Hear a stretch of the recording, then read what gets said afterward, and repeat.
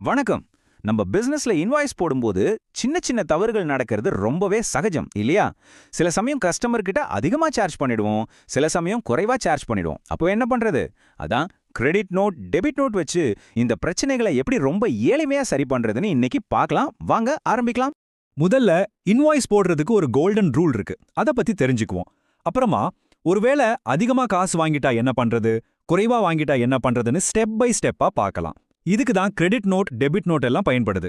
கடைசியா ரொம்ப ரொம்ப முக்கியமான சில தேதிகளும் நிபந்தனைகளும் இருக்கு. அதையும் மிஸ் பண்ணாம பாத்திரலாம். சரி, நாம விஷயத்துக்குள்ள போறதுக்கு முன்னாடி எல்லாரும் கண்டிப்பா ஃபாலோ பண்ண வேண்டிய ஒரு முக்கியமான விதி இருக்கு. இது இன்வாய்சிங்கோட அஸ்திவாரம்னே சொல்லலாம். சட்டம் என்ன சொல்லுதுன்னா, நீங்க போடுற எல்லா பில்லுலையும் வரியோட தொகை எவ்வளோன்னு தனியா தெளிவா காட்டணும்.